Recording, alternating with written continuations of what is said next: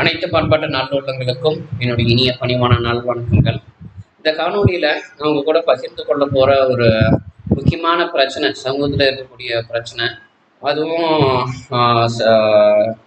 நிறைய மக்கள் அது என்னோடய சேர்த்து எத்தனை எப்படியெல்லாம் இந்த பிரச்சனையில் அவஸ்தைப்படுறாங்க, கஷ்டப்படுறாங்க அப்படிங்கிறத பற்றியும் அதுக்கான தீர்வை பற்றியும் நான் இந்த காணொலியில் உங்ககிட்ட பகிர்ந்து கொள்ள போகிறேன் அல்லது கலந்து ஆலோசிக்க போகிறேன். ஏன்னா நீங்கள் எனக்கு கமெண்ட் உங்களுடைய கருத்து கொடுக்கும்போது கண்டிப்பாக அது வந்து ஒரு கலந்து பேசுகிற மாதிரியான ஒரு விவாதமாக இருக்கிறதுக்கும் வாய்ப்பு இருக்குது. அது எதை பற்றினது, எந்த துறை பற்றினது அப்படின்னு பார்த்துட்டோம்னா, இந்த இபிஎஃப்ஓ அப்படின்னு சொல்லக்கூடிய வருங்கால வைப்பு நிதி துறை சம்மந்தமாக தான். இந்த வருங்கால வைப்பு நிதி சம்மந்தமாக என்னென்ன பிரச்சனைகள், குழப்பங்கள் இன்னமும் ஓடிக்கிட்டு இருக்கு. வருடம் அந்த ப்ராவிடென்ட் ஃபண்ட் அப்படிங்கிற ஒரு துறை என்னென்னமோ புதுசாக விதிமுறைகளை கொண்டு வந்து ஒரு நிலைப்புத்தன்மை இல்லாமல் இன்னும் வந்து ஒரு குழப்பமாகவே ஓட்டிக்கிட்டு இருக்கிறாங்க அப்படிங்கிற ஒரு விஷயத்தை பற்றினது தான். அது என்னன்னா, இப்போ நான் கடந்த வருடம் 2023 ஏப்ரல் மாதத்துலேருந்து நவம்பர் மாதம் வரைக்கும் ஸ்ரீபெரும்புதூரில் ஒரு மெக்கானிக்கல் மெயின்டெனன்ஸ் கம்பெனியில் ஒரு சூப்பர்வைசராக இருந்தேன். அப்போ அந்த 6 மாதத்துக்கும் அந்த பிஎஃப் அப்படிங்கிறது பிடிச்சாங்க. அந்த பிஎஃப் அமௌண்ட் இப்போ கேட்டால் எல்லா டாக்குமெண்ட்ஸும் கேட்குறாங்க. எல்லா டாக்குமெண்ட்ஸும் கொடுத்தா என்ன பண்ணுறாங்கன்னா, எல்லா டாக்குமெண்ட்ஸ்லேயும் உங்களுக்கு பேர் வந்து ஒரே மாதிரி இல்லை அப்படிங்கிறாங்க. அப்புறம் ஆதார்லேயும் பேன் கார்ட்லேயும் ஒரே மாதிரி இருக்குது, அது மாதிரி எல்லா டாக்குமெண்ட்லேயும் இருக்கணும் அப்படிங்கிறாங்க. ஆனால் இதை நான் என்னுடைய வாழ்க்கையில் மட்டும் இல்லை, மற்றவர்களுடைய வாழ்க்கையும் நான் எடுத்து பார்த்தேன், கொஞ்சம் விசாரித்து பார்த்தேன். அது சம்மந்தமாக சில ஒரு சிறு குறு கருத்து கணிப்புலையும் எடுத்து பார்த்தேன். அது எடுத்து பார்க்கும்போது என்ன ஆச்சுன்னா, என்ன சொல்கிறாங்க அப்படின்னா, அந்த ஆதார் கார்டு, பேன் கார்டு அப்படிங்கிறது நமக்கு ஒன்று எடுத்துக்க சொல்லி அது நடைமுறைக்கு அத்தியாவசிய கட்டாயம்னு நம்ம கொண்டு வந்த காலம் என்ன ஆகுதுன்னு பார்த்துட்டோம்னா, பல மக்களில் பல பேர், பல படித்த நபர்கள் அவங்க படித்து முடித்து அவங்க படிக்கும்போது இந்த டிசி, அப்புறம் மார்க் ஷீட்டு, அப்புறம் வேற என்ன சொல்றது, இந்த டிகிரி சர்டிஃபிகேட்டு அப்படின்லாம் சொல்லுவாங்க பார்த்தீங்களா, இதுல எல்லாம் பேர் வந்து கொடுத்து பதிஞ்சிருக்கிறாங்க. ஆனால் அதில் என்னன்னா, ஒவ்வொரு காலகட்டத்திலையும் மாநில அரசு சொல்கிற மாதிரியான ஒரு வகையில் அவங்க வந்து அதை தட்டச்சு பண்ணி பெயர் வந்து பதிவு பண்ணியிருக்காங்க. ஒரு இடத்துல என்ன பண்ணியிருப்பாங்கன்னா, இப்போ உதாரணத்துக்கு இப்போ என்னுடைய பெயர் வந்து கண்ணன் எஸ்கே அப்படிங்கிறது ஆதார் கார்டில் இருக்குது, பேன் கார்டில் இருக்கிற மாதிரி இருக்கணும்னு சொல்லி ஆதார் கார்டில் நான் இப்போ சமீபமாக தான் மாற்றினேன். அப்படி இருக்கும்போது அந்த எஸ்கே அப்படிங்கிற அந்த இனிஷியலை ஒன்று இப்போ தட்டச்சு பண்ணுறவங்க முன்னாடி முதல்ல எஸ்கே அப்படிங்கிறது போட்டு எஸ்கே கண்ணன் அப்படின்னு போட்டுருப்பாங்க. இன்னொரு இடத்துல இப்போ பள்ளிக்கூடத்தில் அந்த மாதிரி போட்டிருப்பாங்க, காலேஜில் கண்ணன் .s.k. அப்படின்னு போட்டிருப்பாங்க. இன்னொரு இடத்துல கண்ணன் போட்டு ஒரு ஸ்பேஸ் விட்டு எஸ் போட்டு டாட் போட்டு கே போட்டு விட்டுருப்பாங்க. இன்னொரு இடத்துல அந்த எஸ்ங்கிற எஸ்கே அப்படிங்கிறத நீ சேர்த்து வச்சு இது பண்ணியிருப்பாங்க. அது இது யாருடைய பிரச்சனை, யாருக்கு தவறுன்னு பார்த்துட்டோம்னா, மாநில அரசாங்கத்தினுடைய தவறு.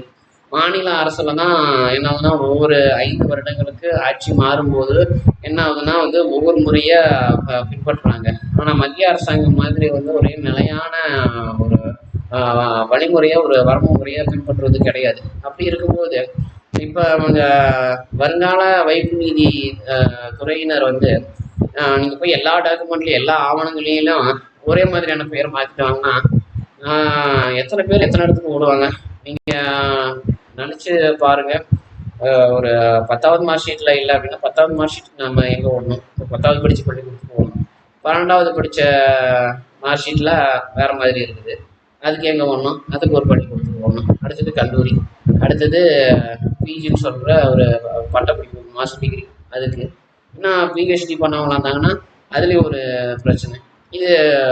இது வந்து இந்த ஆவணங்களுக்கும் இந்த இபிஎஃப்ஓன்னு சொல்லக்கூடிய ப்ராவிடென்ட் ஃபண்டு செக்டருக்கும் ஒரு சம்மந்தமும் கிடையாது. ஒரு தனிநபர் வேலைக்கு சேரும் போது அவருடைய சம்பள பணத்தில் இருந்து ஒரு குறிப்பிட்ட தொகையை வைப்பு நிதியாக பிடிக்கிறாங்க. அது தனிநபருக்கும் அந்த பிஎஃப் நிறுவன செக்டர் துறைக்கும் இருக்கிற ஒரு இணைப்பு, ஒரு பாலம் இல்லை ஒரு உடன்படிக்கை அப்படின்னு சொல்லலாம். இதில் சம்மந்தம் இல்லாமல் 10வது 12வது அப்புறம் யூஜி பிஜி அது இதுன்னு எல்லாத்தையும் எல்லா ஆவணங்களையும் எடுத்து பார்த்து என்ன பண்ண போகிறாங்க, ஒரே ஒரு வேலை பண்ணால் இந்த பிரச்சனைகள்லாம் முடிஞ்சுது. அந்த இபிஎஃப்ஓ செக்டர் துறை என்ன பண்ணணும்னா, அந்த சம்மந்தப்பட்ட நபரை வேலைக்கு சேரும்போதே உங்களுடைய சம்பளத்துல இருந்து உங்களுடைய சேலரியிலேருந்து இவ்வளோ அமௌண்ட் பிடிக்க போகிறோம், நீங்கள் நேரில் வாங்க, உங்கள் பெயர் என்ன, நீங்கள் எப்படிப்பட்டவர், உங்கள் உடல் எடை என்ன, நீங்கள் வாழ்ந்தது எங்க, உங்களுடைய தாய் பெயர் தந்தை பெயர், அப்புறம் தாத்தா பாட்டினாங்கன்னா அவங்களுடைய பெயரை இன்ஷியலாக போட்டுருந்தாங்கன்னா அவங்களுடைய பெயர் என்ன, இதெல்லாம் கேட்டு வாங்கி கம்யூனிட்டி சர்டிஃபிகேட், ஜாதி சான்றிதழ் வேணும், ஜாதி சான்றிதழ் எல்லா சான்றிதழும் வாங்கி நீங்கள் பார்த்துட்டு அவங்களுக்கு ஒரு சான்றிதழ் ஒரு சர்டிஃபிகேட் நீங்களாவே கொடுங்க.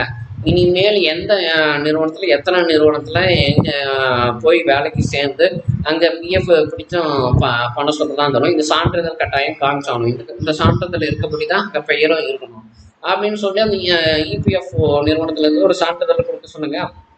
கொடுத்துட்டாங்கன்னா அதுக்கப்புறம் என்ன, அப்படி இல்லைன்னா ஆதார் அட்டை மாதிரி ஒரு அட்டையை கொடுக்க சொல்லுங்க.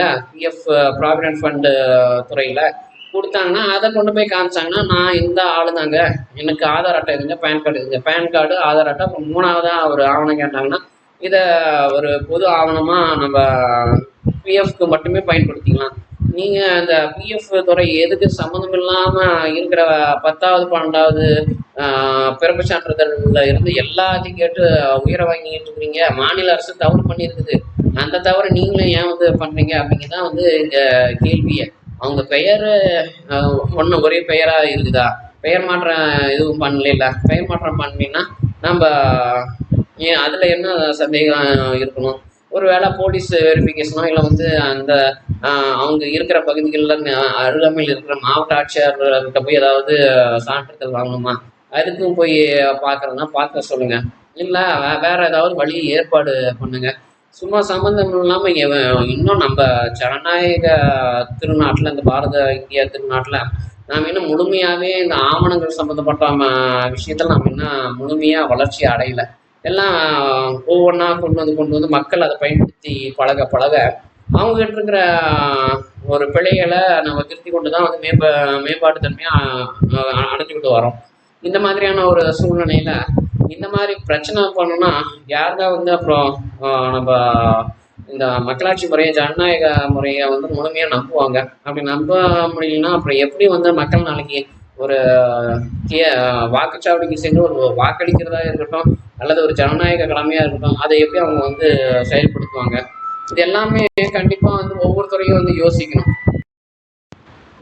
இன்னும் இந்த வைப்பு நிதி, வருங்கால வைப்பு நிதி துறையானது தங்களுடைய குழப்பத்தை, ஒரு அதிகாரத்தை, ஒரு என்ன சொல்றாங்க பிடிவாதத்தனத்தை இப்படியே நீட்டிச்சுட்டு இருந்தாங்கன்னா மக்கள் ஒரு நேர்மையான வழியில அதுவும் அரசாங்கத்தோட இந்த பிஎஃப் கட்டுறது, அப்புறம் நம்ம ஐடி கட்டுறது, அப்புறம் வேற என்ன சொல்றதுன்னா இஎஸ்ஐ நம்ம கட்டி எடுக்கிறது, இந்த மாதிரியான விஷயங்கள்லாம் இப்படி உட்காந்து ஒரு அவங்களும் ஒரு தீர்வுகளை ஏற்படுத்திக்காம மக்கள் சொல்ற தீர்வுக்கும் உடன்படாம ஒத்துழைக்காம நடந்துக்கிட்டாங்கன்னா கண்டிப்பா நாளைக்கு மக்கள் என்ன பண்ணுவாங்க, வேற வழியில் நாம பணம் சம்பாதிக்க பார்க்கலாம் அப்படின்னு நினைச்சுக்கிட்டு போயிட்டு தீவிரவாத கும்பல் கூட தான் கண்டிப்பா கை கோர்ப்பாங்க. தீவிரவாதி கும்பல்கள் என்ன சொல்றாங்களோ அதன்படிதான் என்ன பண்ணுவாங்கன்னா வாழ்க்கையோடைய ஒரு கட்டமைப்பை ஏற்படுத்திக்குவாங்க.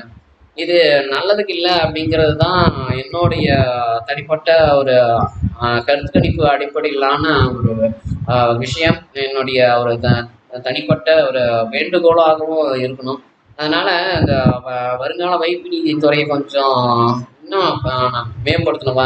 வருடம் விதிமுறைகளை மாற்றி மாற்றி மாற்றி வச்சு தானும் குழப்பிக்கிட்டு மக்களையும் குழப்பிக்கிட்டு இருக்கிறதுக்கு பதிலாக என்ன பண்ணணும், ஒரு நிலையான ஒரு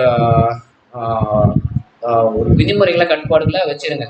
அந்த கட்டுப்பாடுபடி எந்தெந்த வயசுல இருந்து எந்தெந்த ஆவணங்களை அவங்க பிஎஃப் நிறுவனத்துக்கு காட்டி ஆகணும். இப்போ எப்படி பேன் கார்டையும் ஆதார் கார்டையும் நம்ம இணைச்சிக்கிட்டோமோ அதே மாதிரி வாக்காளர் அட்டையும் பேன் கார்டு நம்ம ஆதார் அட்டையும் இணைச்சோமோ அது மாதிரி பிஎஃப்ங்கிறதும் கட்டாயம் ஆக்கணும். பிஎஃப் அப்படிங்கிறது கட்டாயமாக்கிட்டு பிஎஃப்கான கார்டை சின்ன வயசுல வாங்கிக்க சொல்லுங்க. ஒரு 15-20 வயசு வரும்போது வாங்கிக்க சொல்லுங்க. கண்டிப்பா அது வாங்கிட்டு என்ன பண்ணுவாங்கன்னா எங்க போனாலும் அதை காமிச்சுக்குவாங்க. காமிச்சிட்டு இபிஎஃப் இந்த இதா சரி உங்களோட உங்களுக்கான இது அமௌண்ட்டு அவங்களுடைய அக்கௌண்ட்டுக்கு வரும். அந்த அக்கௌண்ட்டை வங்கி கணக்கு இந்த வங்கி கணக்கு நீங்கள் பதிவு பண்ணிட்டீங்கன்னா அந்த வங்கி கணக்கை மாற்றக்கூடாது அப்படிங்கிற மாதிரி. இல்லை அதில் என்னென்ன பிரச்சனைகள் அவங்களுக்கு பிஎஃப் நிறுவனத்துக்கு பிஎஃப் செக்டருக்கு வரக்கூடாதோ அதை ஒரு ஹைலைட்டாக ஒரு வெளிச்சம் போட்டு காமிச்சு ஒரு நல்ல ஒரு விதிமுறைகளை கட்டுப்பாடுகளையும் ஏற்படுத்தி அது மக்களை அதுக்கு தகுந்த மாதிரி அவங்கள மாற்றிக்க சொல்லி சொன்னாவே போதுங்களே. மக்கள் அதுக்கு தகுந்த மாதிரி தங்களை மாற்றிக்கிறதுக்கு தயாராக இருக்காங்களே.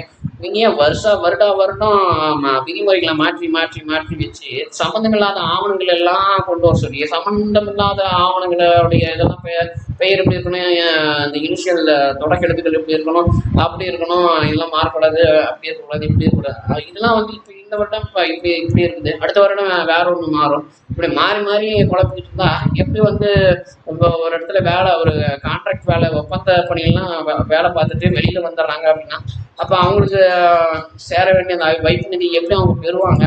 இதெல்லாம் தயவுசெய்து மத்திய அரசு உற்று நோக்கணும். மத்திய அரசு மட்டும் மாநில அரசு உற்று நோக்கி மக்களுக்கு நல்ல ஒரு நீதியை வழங்கணும்னு நான் இந்த காணொலி மூலமாக கேட்டுக்கிறேன். அந்த நீதி எனக்கும் அடையணும் அப்படிங்கிறதையும் நான் இந்த காணொலி மூலமாக கேட்டுக்கிறேன்.